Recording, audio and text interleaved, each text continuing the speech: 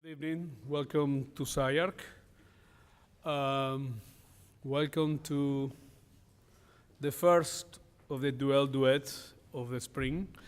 I have the feeling that this is going to be really a duet, I think, because the two participants, but I'm not going to waste time introducing Todd Gannon. I don't think everybody knows him, so by now.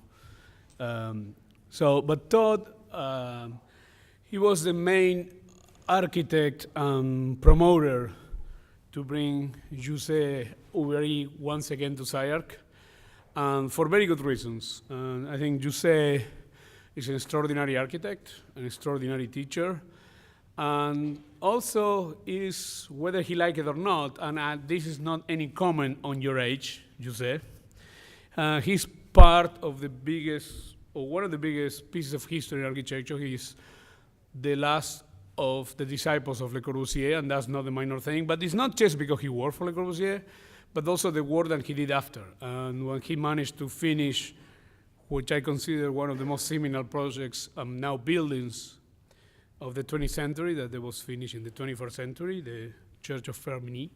So this is an extraordinary opportunity for us to really listen and have the pleasure to have a show in the library of somebody who really has gone through many stages of transformation in architecture as a cultural practice, but also in terms of architecture education and how we deal with this. There is always something remarkable about being there and being present and being part, and have the capacity to keep evolving and to keep being fresh and intrigued and interested by new ideas.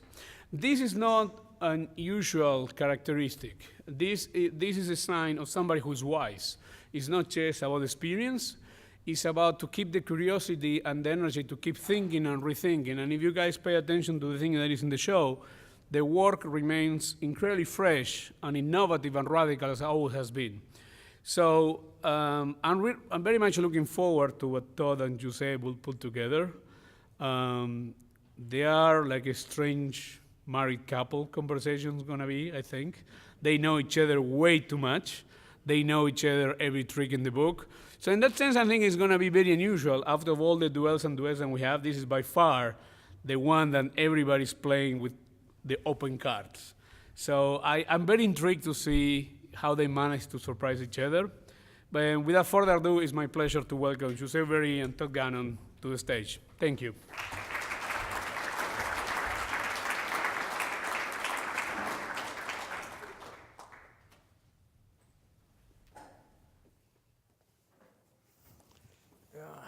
Are we on?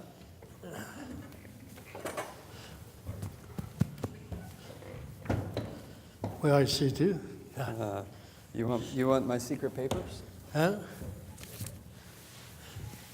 We get the wrong architect for the chairs. Yeah, he's Miss, no? He was not too bad. Okay. Can you see that okay? This microscopic image there? Huh? You can see that? Yeah. So you don't have to look up there. Yeah. Okay. I know it. You haven't seen this. You don't know. We will see. Okay. Yes, we will. Okay, so thank you guys for coming out on an off night for the lecture. I know a lot of the students are traveling, so I expect that they're watching us from Mexico and India. And Sean Spicer assured me that we have the biggest online audience that we've ever had, so I feel confident about that. So, monsieur, what I thought we would do, so we're here to talk about and dig into a little bit the exhibition that's up in the library now that opened Friday. So I think a lot of you saw the work upstairs already. But I wanted to dig in a little bit deeper and kind of talk about what's going on with that work and what's going on in your head when you're making it, and what's going on in my head when I look at it. So we'll just sort of bounce back and forth and see what happens. So I thought Now this thing is, there we go. So this is just, upstairs. What we have are 3 projects and 3 paintings done over the last 45 or so years. So the 3 projects, we have the French Cultural Center in Damascus on that side, completed in 1972 in Syria, not long after José left the office of the Corbusier, after Corbusier swam away in 1965. In the middle, we have the Miller House, completed in 1991 in Lexington, Kentucky, while José was dean at the school there. And then finally, on the far side of the screen is the Chapel of Mosquitoes, which is on its way to being built in Rhinebeck, New York, on a property owned by Stephen Hall. So Stephen actually put together this exhibition, or asked for this exhibition originally in his gallery there in Rhinebeck, and it's been traveling around. I thought it was really important for it to come to SCI-Arc. And a big part of it is this very volatile clicker, and these 3 paintings. So Untitled number 3, Untitled number 4, so 3, 4, and this one that has a funny reference to Jeff Kipnis, which we'll talk about a little bit. So I thought first, just to kind of give a little bit of background, we'd look at the projects a little bit closer. So here we have the Cultural Center in Damascus, that guy, which you can see kind of shades of a Corbusian language, perhaps, in these roof pavilions and some of the fenestration treatment. And perhaps in the plans, but I think not that much. And if we look at the project itself, so these are some of the images that are upstairs, elevations, the model, some very provocative sections that we'll talk about in a second. And then here are some images that you won't see upstairs of the completed building. So we see this very big triple height space kind of running through around which the building is organized, this stair that kind of makes its way up. Some pretty cool interiors. So there's looking up toward the, you've seen these photos before? José, you've seen these before? Well, yeah, that it's run by people from the culture in France, and they do sometimes very bizarre things. So when you see the painting they show, these, you can know that why I start to do some myself, to try to replace those ones. But because look at that, look at the destroy a building in 2 minutes. It's all right, well, let's fantastic. switch. Better? No, but it's terrible. They put plants everywhere. They cannot stand to have something perfect. Maybe let's stick with these. Tell us a little bit about this. We'll try to get some voice changes in early. So I have the 3 buildings kind of lined up, and then the paintings we can talk about more specifically. But maybe a way to get into it, you could tell us a little bit of the background. Like, how did this building come about, and what should we know about it in order to see the show upstairs differently? Damascus, for me, it was, having been working with Corbusier, I had necessarily very heavy heredity of making things, It's very funny when you see a book of Peter Eisenman saying 10 canonical buildings, and you see a project in which you have participated, which is Strasbourg, with all this discourse of Peter, fantastic. So when I start to work by myself, I start, for example, to address in this building. For me, the important thing was my reference was the Villa La Roche of Corbusier. Mm-hmm. And in fact, I think at a certain connection with it, but in the same time had to be to see with a kind of exploring a different type of geometry of making the space inside. So this building is an urban building, but is in infill. Mm-hmm. It's very small. It's 21 meters, which is 62 or 3 feet. It's not bigger than this. This house is twice bigger than this building, and in the footwork. And so it was a very complex thing because the program was complicated, and I wanted to keep a big space at the in the middle, you know, to give, because when you go, when you are, I was given this building to do in Damascus.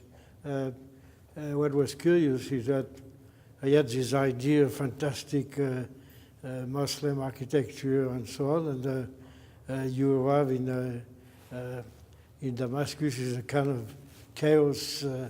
Looks very much like LA, you know, it's the same type of things, but even it's more complicated even. And you find sometimes one mosque, one thing very interesting. And what is special of the mosque is that it's a big space. So I wanted absolutely to give by the dimension inside of the space this sense of institutional building, if you will. Mm-hmm. And after that, there were a lot of different problems. So I could start going into that right now, but let's look at the three buildings together first, then we'll kind of come back to some of these points. But one point, as I move through the slides, I'm not going to be able to stick to my own script, sorry. But you know, you often mention that you were looking at La Roche when you look at this project. But when I look at it, particularly the plans, I see the Villa Stein, in a way. You see? The Villa Stein. And you know, if you think of Corbusier's four compositions, for instance, the picturesque composition was La Roche, and the kind of classic one was Stein. So one was in a box, and one was a bunch of pieces. And so this is maybe La Roche, but also La Roche stood on its end and bounded by a very tight site. Would that be fair to say?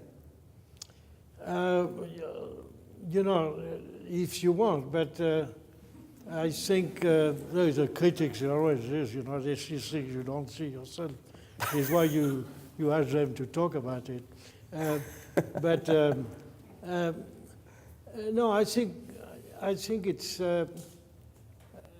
what was interesting me was not to formally reproduce Villa La Roche, but it was to reproduce something which I think is very important in Le Corbusier architecture, which is the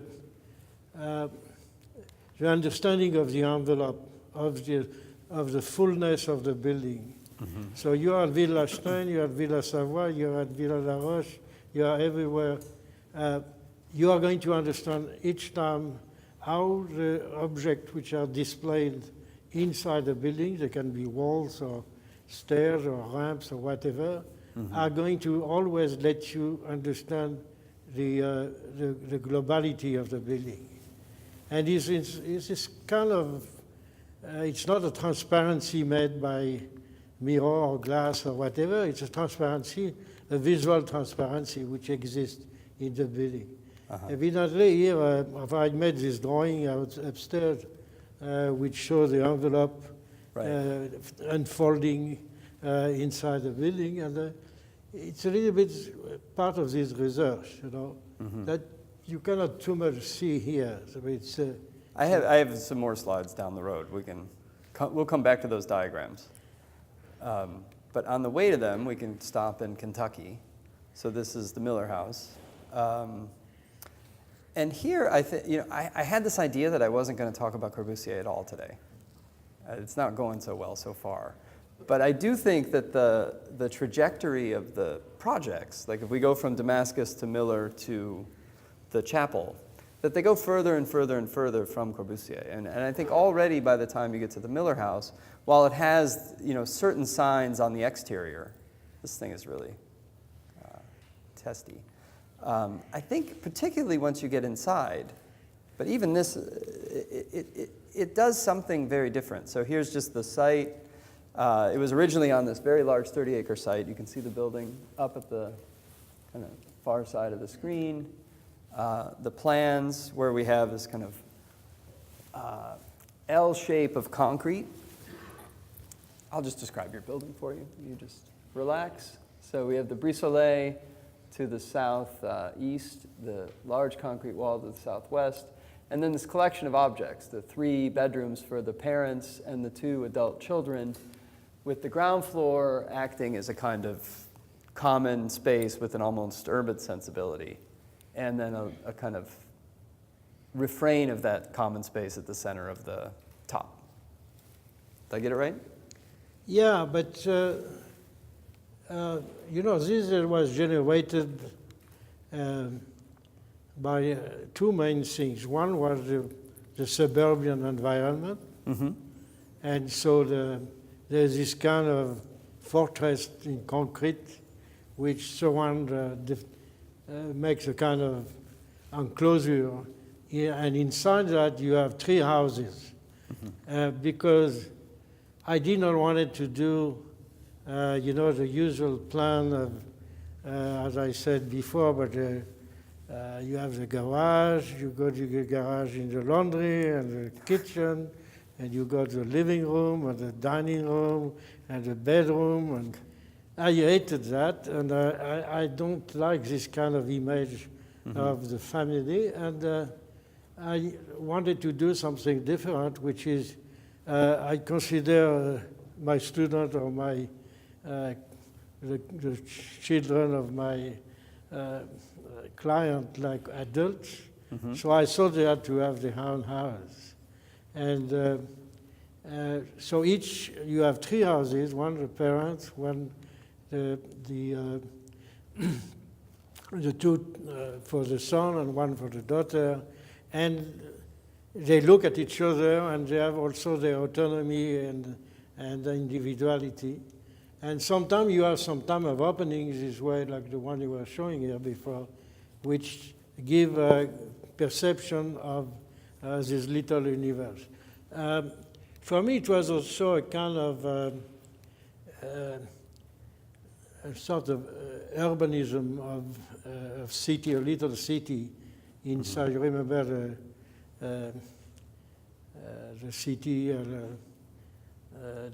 like a house, and the house like a city, and so this was my what I wanted to create, and it worked pretty well. And after that, the house developed on 3 or 4 levels, and a very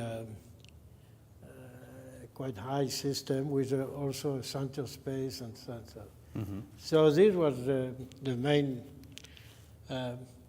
ideas from it. But each facade is connected to some kind of precedent. That's the facade. That's the steel facade in the back. There's quite a Corbusian portico facade of the mansion. And the last one for me being this one, which is a kind of a deconstructed facade, if you want. Not this one happened. It's like if you open your stomach, things goes outside. Here, the things which were inside the house start to go out and have their own life. But that's something that I think is really great about the house, is that it's so closed from, it seems like a nicely contained box like Damascus, but then as you say, all the pieces kind of fall out the back toward the woods. And so you get it's very hard to kind of reduce it to a single statement. Like you can't just say it's a palazzo or it's one of these, because it's always some other stuff too. So it's very defined here, very not defined there. This maybe is because the way it was made. Yeah. which was made by fragment. Okay, so nothing, there was no, before the plan that you show here, there were no plans. I know. So people were asking me to publish plans. I said, I have no plans. There is no plan. I have rolls of paper, but with all the details and everything you want. But because we were doing one piece after the other, and we started with the concrete pieces, and after we did the inside. Yeah. So it went this way.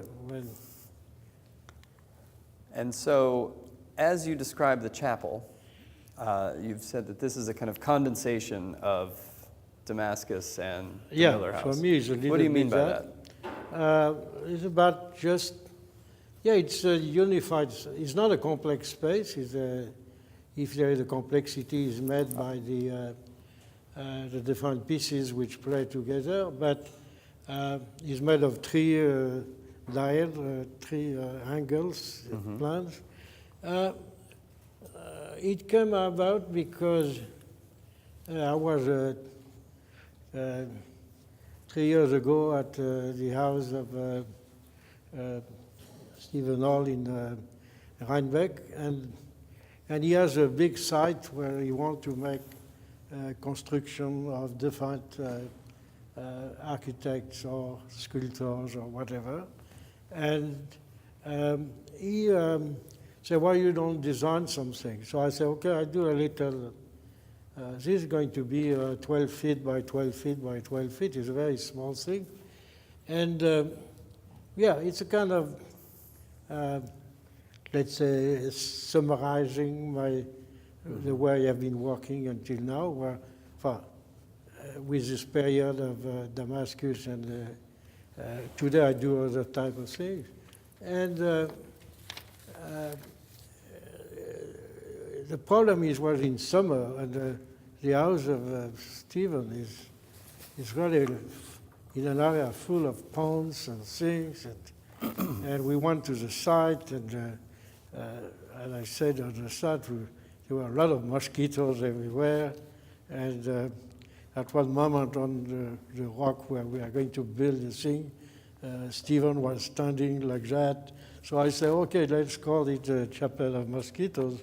And it was the name, remains this way. And, but in fact, it's for me, it's also a kind of, I like very much in Taos, in all the story of the kivas and of the Ashkenazi and so on. And there's a kind of reminiscence of that because I didn't know how to make the column to hold the roof. Oops. And putting a... What did I do? Huh? I don't know. You keep talking. Okay.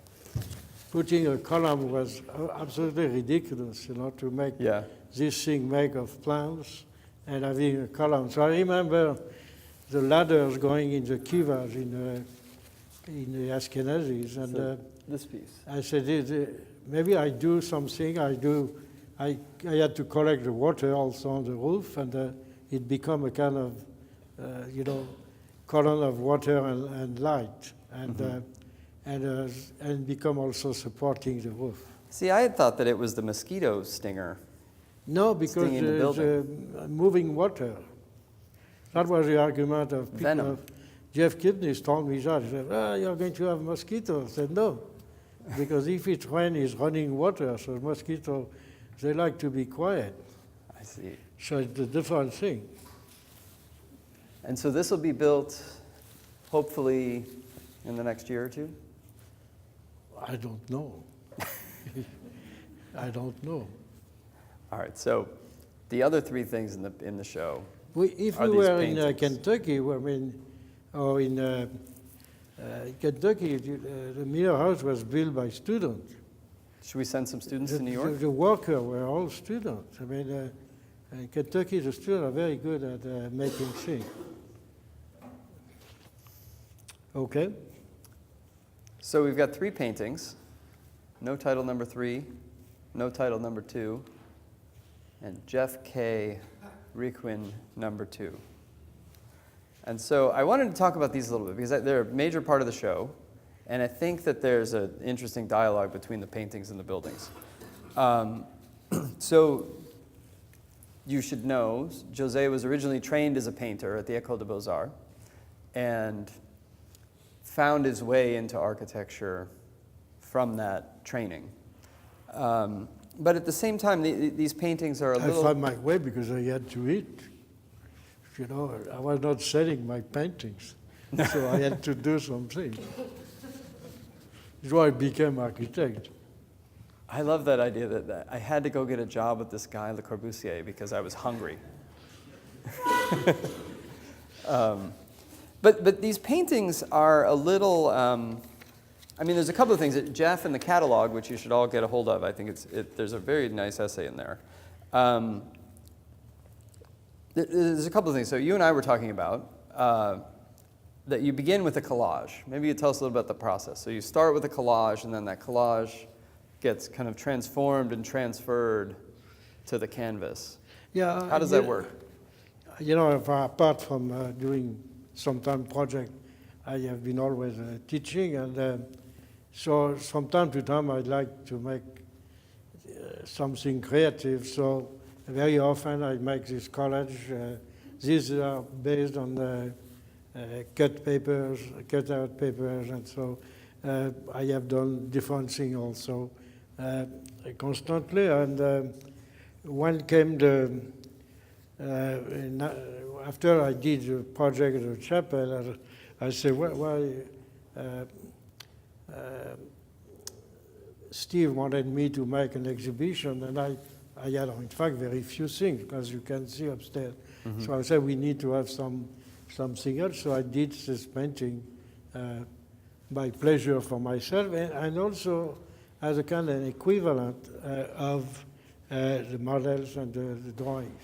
Mm-hmm. In fact, I say this is not an exhibition of architecture. It's an exhibition for me about something which I think is very much missing, which is the quality of crafting, of making things. Mm-hmm. You know, Georges Braque said one day, the object is the poetry, and I think, or the poesy, so it depends how you want to translate it.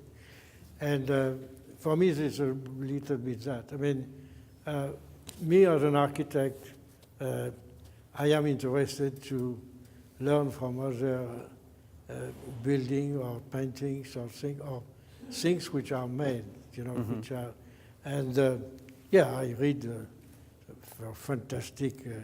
I wait for your book on Rhinebeck, but I think it's a different approach. You know? Yeah. I mean, it's, for example, I prefer discussion of architect together. I take the book of about Peter and Creer. Kula's dialogue is a fantastic. Their discussion is fantastic. Yeah. Because they talk about the object or the thing. After it become Sommer and Kipnis, and it become very good, but an interpretation of that. Yeah. And I'm more interested by Peter and Kula's discussion. Well, so I don't mean it's not good. They're not here, so. Oh, I know. Jeff knows that. Yeah. Well, here's the thing.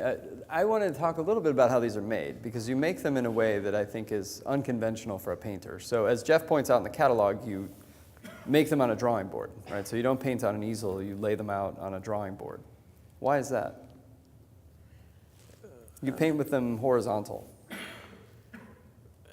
Yeah, why not? Seems kind of architecty to me. I don't find that a big deal. You know, it's not, it's why he was referring to, at one moment to Pollock, or I don't know why. Yeah. I had to do it this way because the way you produce this thing, you cannot do it on a wall. Yeah. Because I paint the thing, I paint the form directly with a brush. Robert Slutsky, when he was doing his painting, was doing the tape perfect, and he was spraying. So if you spray on the wall. So you don't mask at all when you make these? I mask, yes. So- I do the black, I do the red, but this, if you do that with a brush, you have to do that horizontal. Yeah. Well, but you also, correct me if I'm wrong, you don't mix the colors. I mean, the colors come straight out of the tube. and go I on choose the color the most close to the primary color, if you want, the one which is, and they come from acrylic. They are, so they can be reproduced also. Yeah. No, that I selected the colors as well. But you don't blend them, right? I mean, so there's something kind of I find interesting about these, and I don't talk about paintings very often, so I'm not making a huge case here, but you use pre-stretched canvases, right? Like you just go and buy the canvas, and you buy the paints. You don't mix the paints. So there's an almost prefabricated quality to the For these two, to the pieces. Yeah, for these two, this one and this one before, but the black one is different. This is different. The grays are different grays. Is maybe less sensitive here, but sensible here. But I do some different tonality of gray. Uh-huh. And what is that? Tell us about the title, because you gave it one. The iteration of, because I gave a painting to, before this one, to Jeff, which he has in his house. And there's a big thing which was called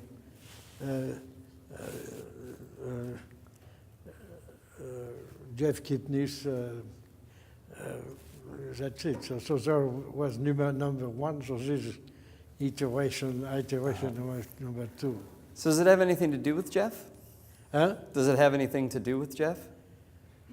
Not necessarily, no. Are you sure?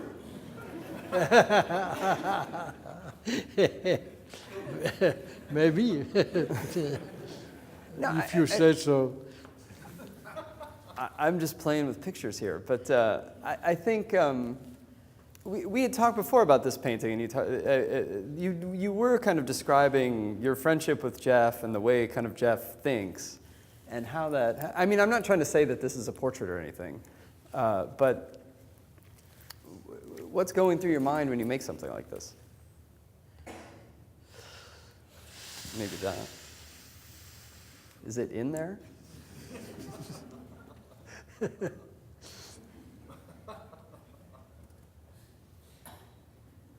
That's pretty good. Yeah. You have to send it to him. Maybe he's watching.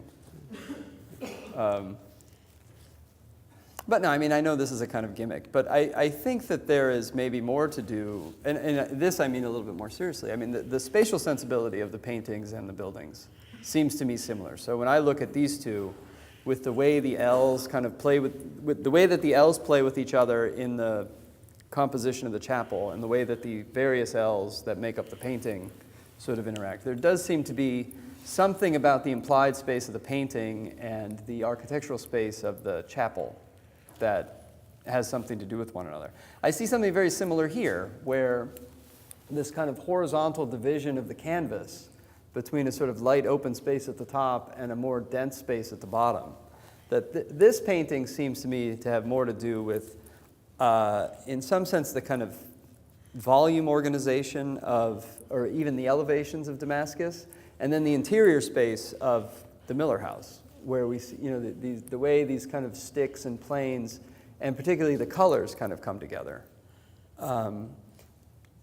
This painting, on the other hand, I see having more to do with the plan, the kind of symmetrical plan of Damascus, and the facade of the Miller House, where we see, you know, there's something kind of fun. It's not funny, but the symmetry of these pieces, or the game between symmetry and asymmetry, and the way that these really lend themselves to be read as an architect might read two-dimensional organizations as opposed to the way it Yeah, punches this out. one, so I tell you the other day, I have a friend in Kentucky, Michael Jacobs, who is an architect, so, but he started to make this one three-dimensional, and we're going to do more. When are you going to send me the pictures of that? Yeah, I will. But because Christy also likes this one, so she's the one she prefers. Is that true, Christy? Where is she? So if it gets stolen, we know where it went. No, but because this one is independent from composition. It's a series of pieces which are combined, deformed and combined, but which start to work in a totally different way. Yeah. No, I think that's true. I mean, this one is more, the other two are much more playing the sides off of each other. Huh? Yeah, Pinterest. Well, no, I don't think picturesque. I think more planimetric or elevational. I mean, maybe it's better that way. Yeah, that's possible. Huh? No, So- but there is it's normal that there is some kind of connotation between the So what's different different? things. Huh? What's different between the buildings and the paintings?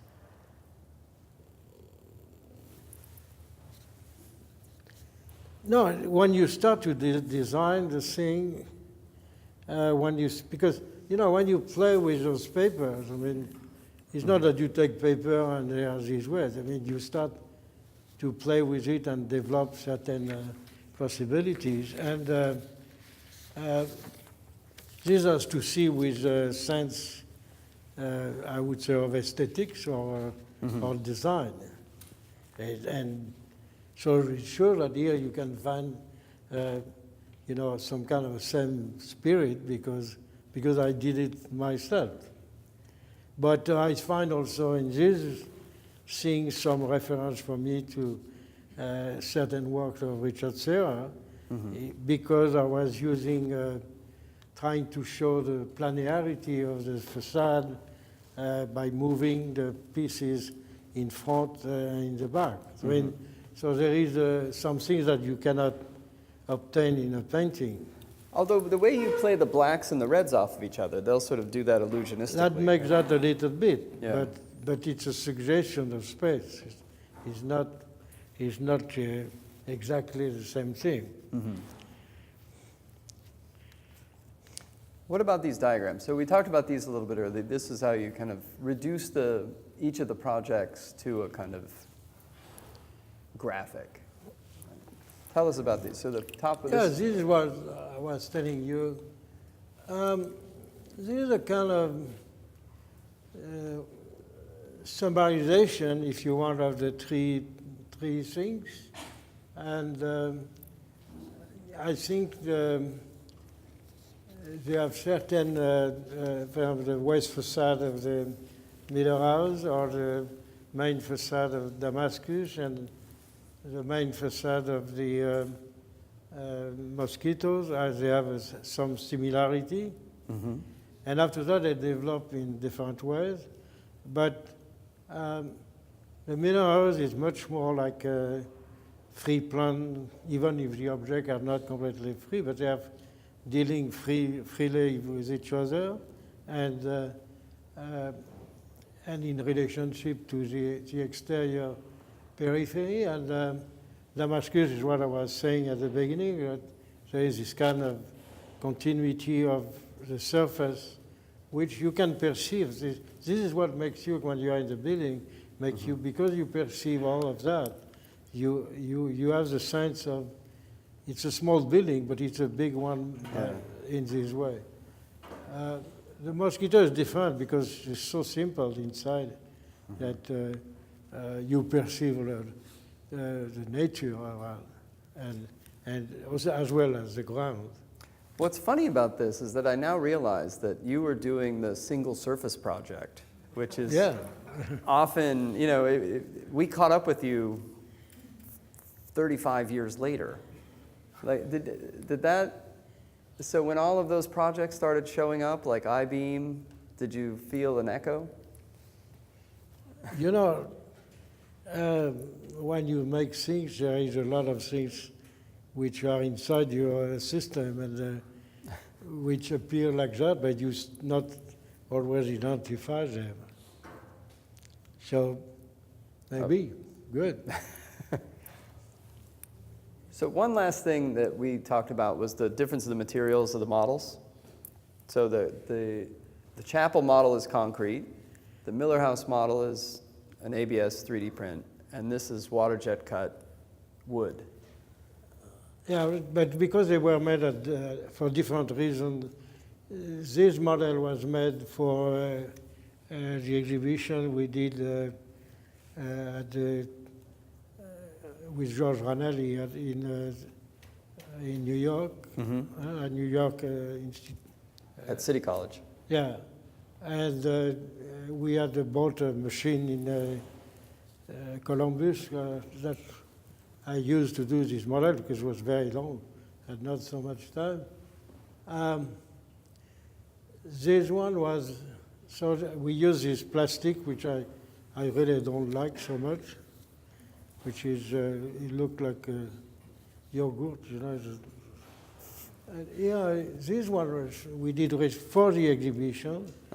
And this was made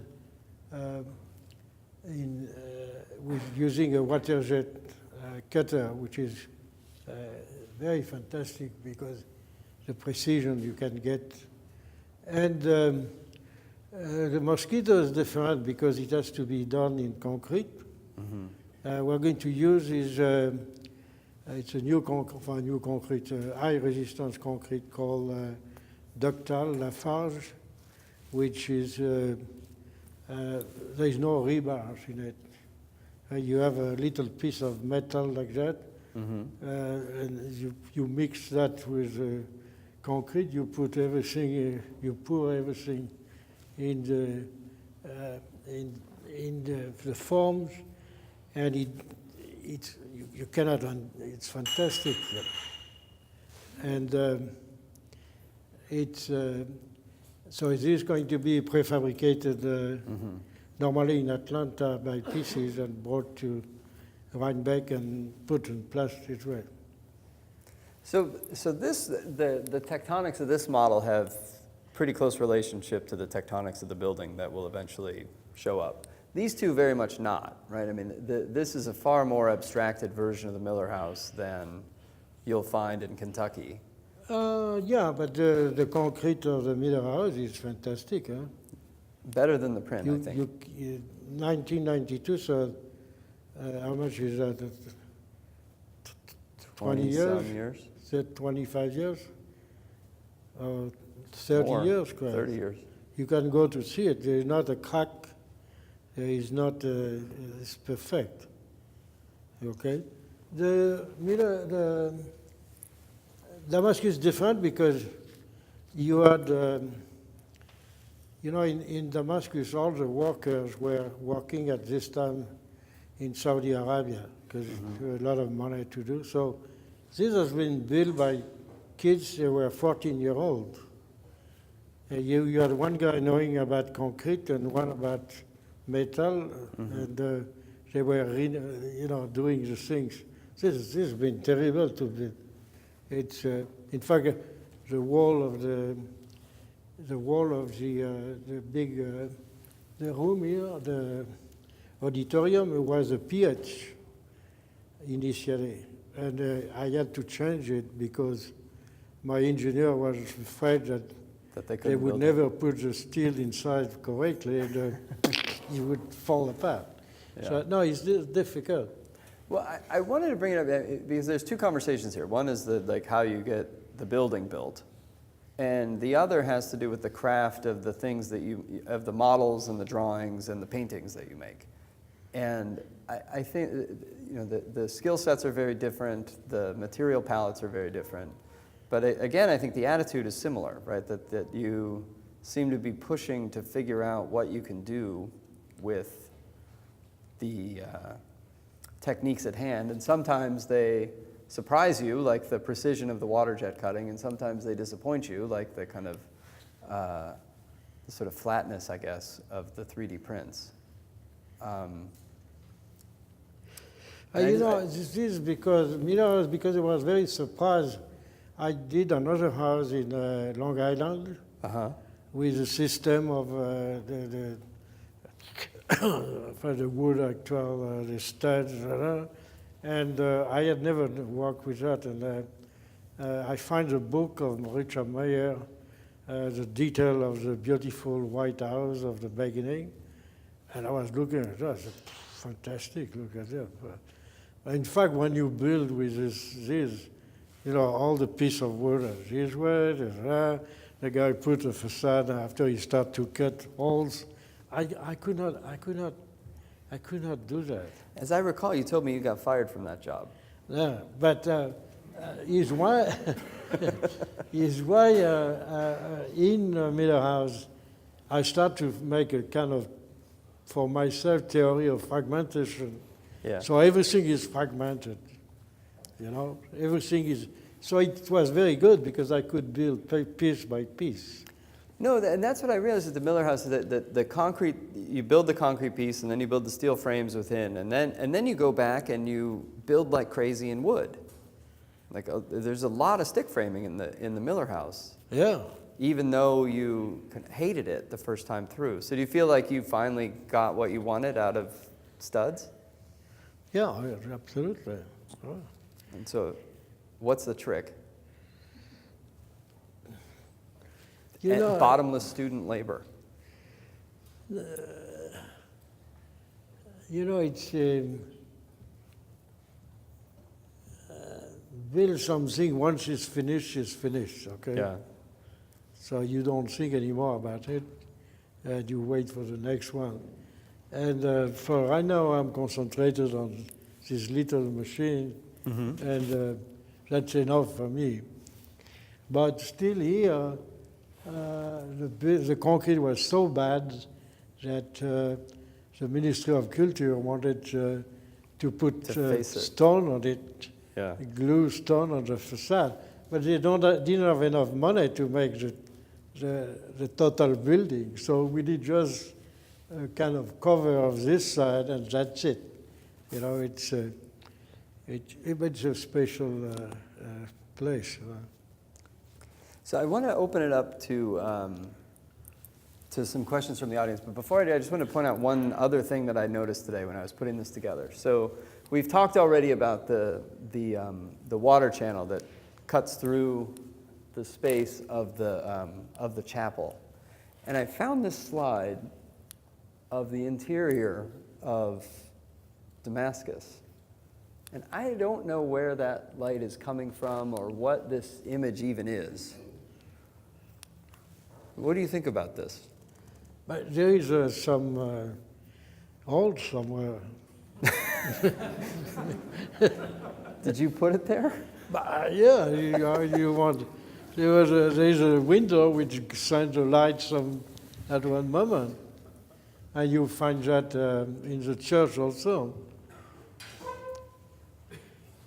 So it just happened. It's why you want to surprise people. To make a building is to make something which surprises you. I agree. Okay? So what the greatness of this building is its length at the beginning. Yeah. But it's fantastic. Also, to serve the school is even more fantastic. But it's a you know, most of the buildings you see outside, they could not exist. You don't need them. Yeah. So if you do something, you have to do something. It's why I talk about craftsmanship and poetical object, is because you have really to make something which adds something to the city or to the, and there are very few things like that. No, and I think that that's what you've done. I mean, each one of these projects, I think, is full of surprises. I mean, I've spent a lot of time analyzing and drawing and trying to figure them out. And the deeper you dig, the more surprising that you discover all these little Easter eggs, and inside the Easter eggs are more Easter eggs. And so I think, you know, as a kind of, it's a small body of work, but it's so totally instructive. and I was very happy to see the students on Friday night, like really studying those plans and all the little kind of doors and windows and swings and everything. And I think it's you know, I don't think it's something that we need to like kind of say, you know, like I don't think we could spell it out, but I think to look at the work and really see how much energy is invested in making those pieces and how relentless you are in making them. Like you make a thing and then you see something in it and you make it a little bit different and then you cut a hole in it and you tear it down and you put it back up. And there's this drive to make sure that the architecture gives back so much more than it was asked to do from a kind of perfunctory level. And I think that is super important. And I think it does show in each of these projects. I put a whole bunch of Miller slides in here that we can look at. But that's kind of all that I have to say. But I wonder if you guys I would have like things just to to say. go back to what Hernan was saying about freshness. Uh-huh. You know, the problem is, and I just said that about the church Firmini, which I started to work in 1960. We stopped we work in 70s. We worked 79. We work after finally in 2006 and about 3 to 6. And the thing is that this idea of freshness is very important. Is that the education I got from Corbusier? I mean, was the fact that you were not executing a project after the drawings. The drawings were just a support to develop the project. And at the point for him is that when we had to give the drawing for a building in Paris, we had the drawing of a building which was the first phase of the building, and they were not what was going to be built. Mm-hmm. And the idea of Corbusier was, don't worry, they will not understand a damn of what we are doing, so it doesn't matter if the plan are not the correct plan. So, and you see that in these books, where you don't find the section and the plan of a building which are exactly corresponding to each other, because he was interested in the idea. Yeah, let me show you a couple of those. And when I did to go just finish with the freshness is that when I had to do something in 2003 about something started 40 years before, I was putting myself in a state of complete freshness. And that was the most interesting. Yeah. So you have to invent things for the problematic of the moment. Andrew, what do you got? They are overexposed, no? This photograph. Look at that.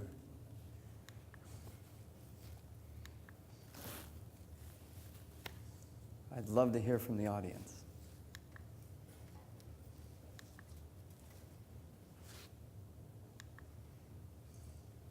Here the colors were the colors of the shakers. Oh, right.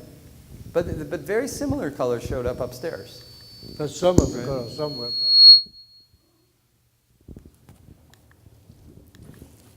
Oh, here's one. Oh, Jimenez. Hello, Jose. Hello, Todd. I thought the sequence of slides of Jeff's brain splattered on the painting was great. Thank you. No, Jose, one of the things that I really always loved about the Miller house, which is one of my favorite houses, of all the houses that I know, is that it's a biography of their family. I don't know if this is true or is something that I understood correctly, but there's an idea that the family has separated into 3 different parts, but then in the back of house of the 3 different parts actually form a living room, which becomes a city square. And I think that diagram to me is powerful, and that because architecture can become a portrait of sorts. That's Yeah, in the middle house, I had this, I had two things. One, when someone was doing a modern house, so-called modern, everybody was saying, in 2 minutes you discover all the house. And house is all good old houses where you had to discover new rooms and new things, and you never knew exactly where you were. So it's what I was trying to do. The other thing is, when I was younger, I hated to have to cross the dining room and say hello to everybody. You say hello to Mr. Hicks and Mrs. So it's why I gave them stairs and their personal houses to escape any of this type of thing. So we preserve the identity and the autonomy of the kids. So it was both architectural consideration and programmatic ones, if you will. Also, the fact that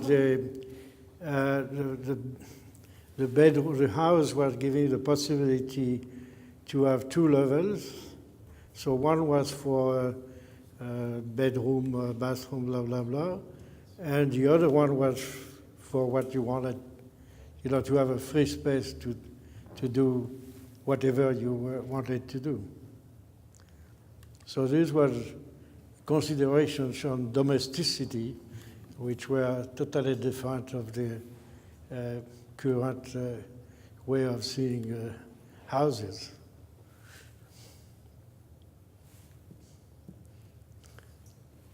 Well, Todd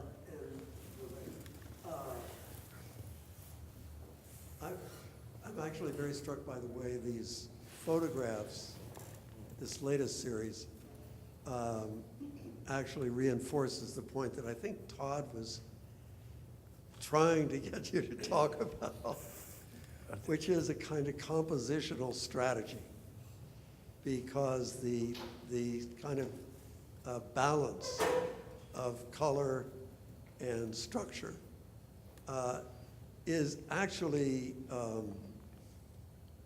it seems to me, maybe this is what Todd was talking about, is a graphic composition, perhaps, as opposed to a spatial composition, perhaps.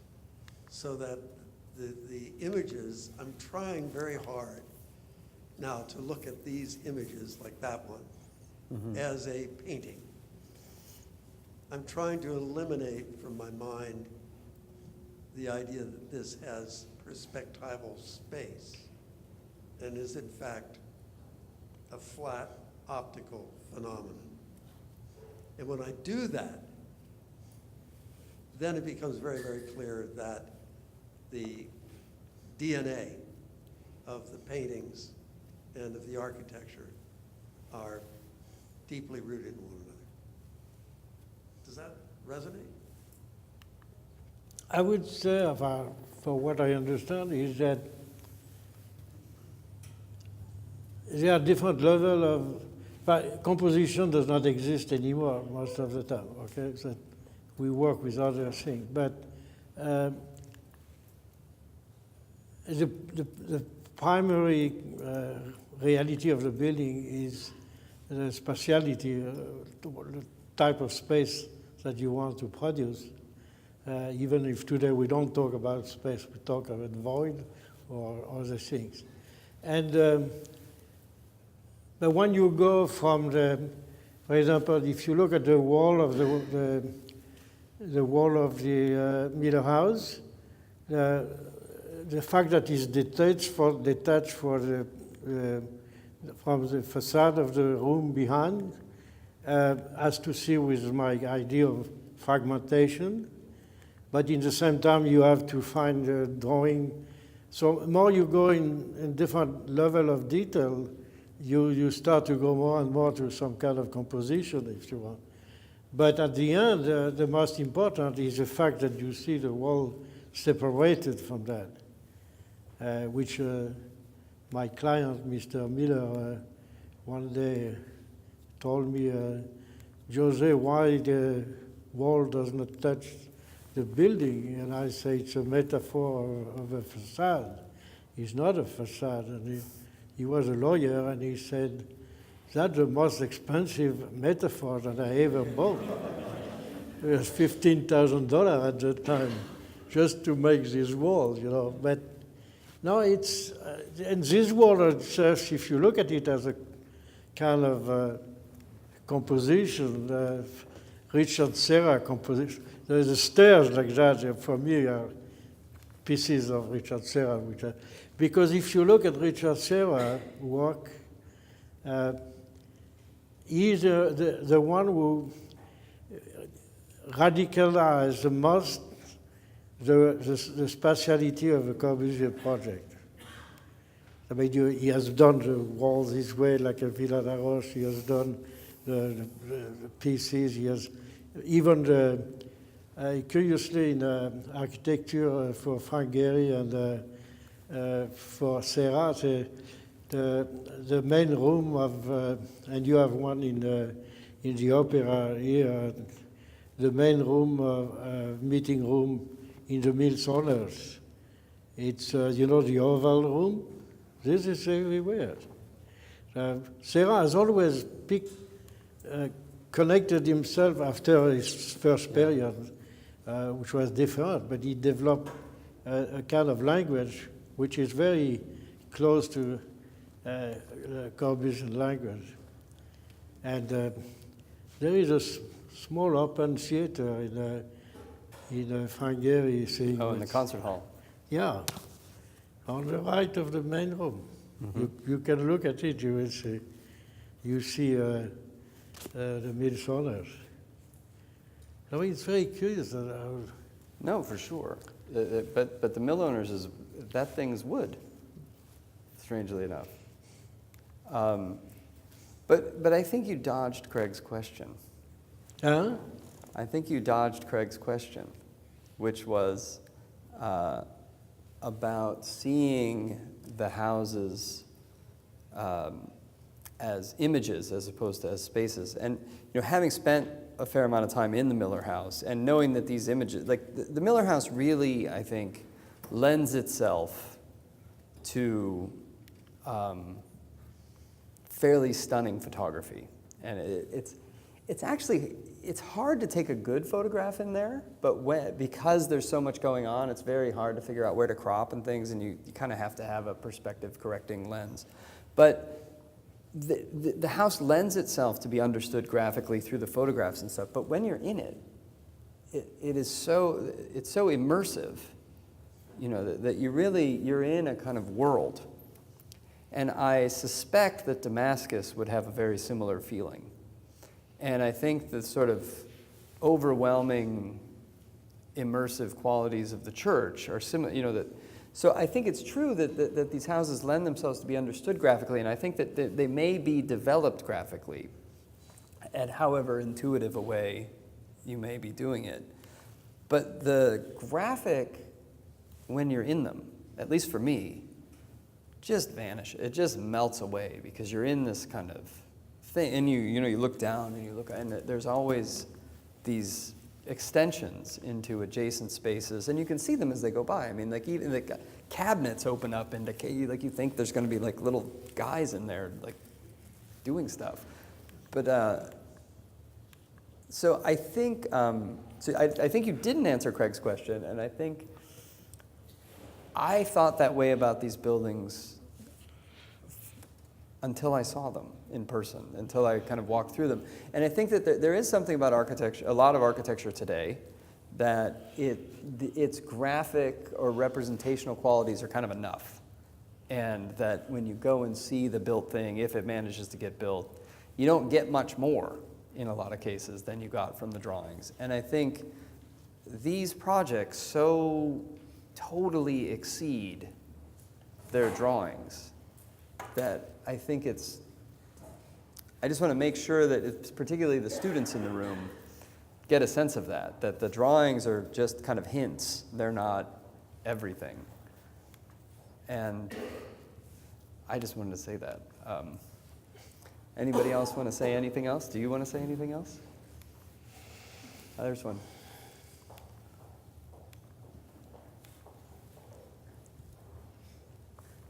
Hello. Hi, my name is Rafa. First of all, I'd like Tell me. with the massive destruction Syria is facing right now, me being as an American Syrian student, this building stands out not only physically but emotionally in many of the Syrian people. So first of all, I'd just like to thank you for your contribution in the city.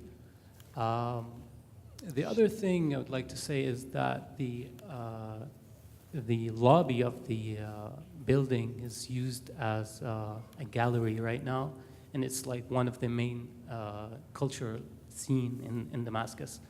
I was wondering if that's part of the program or not.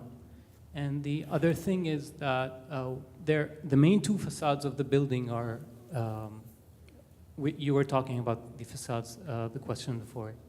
And the two main facades are well designed and were taken care of with the different textures, different levels. But the other two facades were left blanks. Is there any reason other than being, I think there's one adjacent building from one side, but the other side is free. So I wonder why it's left that way. Thank you. Long question. So, tell me what. Why are the sides blank? Why? Why are the sides of Damascus blank? There was more, but that was the question part. Why is white? The blank facades on the sides of Damascus. This is very simple. It's an infill.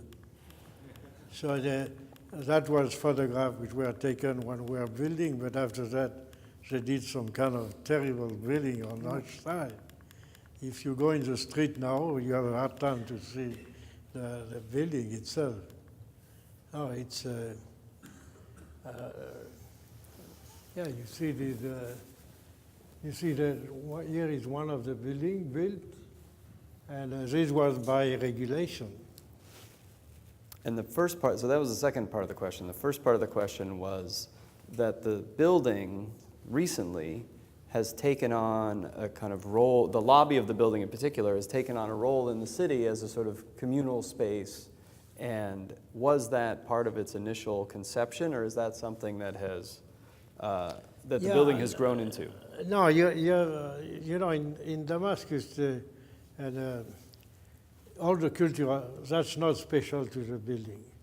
All the cultural centers are very much in demand because, and mostly the French one, because you can see movies which are not cut, you can see, okay, and there is no censorship. And so each time there is a manifestation or something, I have seen some there, I was there, you have always a lot of people who are in all the floor, everywhere.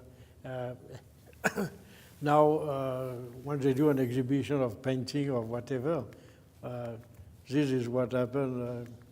Is not my fault. And mostly the one we have seen here, it's terrible. Look at that. Maybe it's very good, I don't know. Well, let's not end there. Let's end here. But this is temporary, it's not, it depends of the, it's a curious thing, you know. Okay. Well, Jose, thank you very much. Thank you. Yeah. Thanks for coming.